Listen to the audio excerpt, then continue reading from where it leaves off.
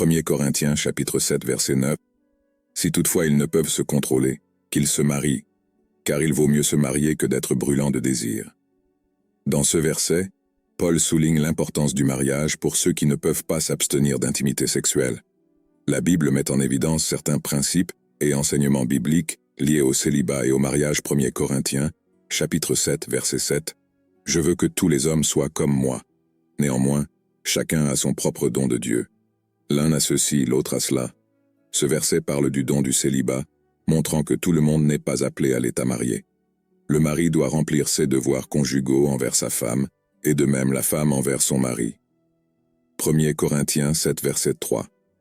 Ce verset souligne l'importance de prendre soin et d'accomplir les devoirs conjugaux entre mari et femme. De même, maris, aimez vos femmes comme vous-même. La femme, à son tour, respecte son mari. Éphésiens 5, verset 33. Ce verset traite du rôle du mari dans l'amour de sa femme comme lui-même, et du rôle de la femme dans le respect de son mari. Maintenant, à ceux qui sont mariés, je commande non pas à moi mais au Seigneur que la femme ne se sépare pas de son mari. 1 Corinthiens 7, verset 10. Dans ce verset, Paul souligne l'importance de la fidélité et de l'engagement dans le mariage, encourageant les femmes à ne pas se séparer de leur mari. Une femme mariée est liée par la loi à son mari tant qu'il vit, mais s'il meurt, elle est libre de la loi de son mari. Romains 7, verset 2. Ce verset met l'accent sur la durée du lien du mariage tant que les deux époux sont en vie.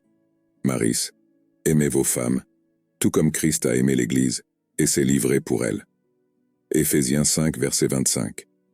Ce verset exhorte les maris à aimer leurs femmes d'un amour sacrificiel, tout comme Christ a aimé l'Église et s'est livré pour elle. Ne vous méprenez pas.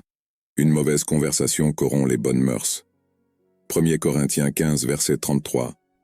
Ce verset rappelle à tous, célibataires ou mariés, l'importance de s'entourer d'influences positives et d'éviter les mauvaises fréquentations. Ce verset met en évidence certains principes et enseignements bibliques liés au célibat et au mariage, abordant des sujets tels que le célibat, les devoirs conjugaux, l'amour, le respect, la fidélité et les influences négatives. Il est important de se rappeler que chaque personne a un parcours unique et que ces versets peuvent être interprétés différemment selon les contextes.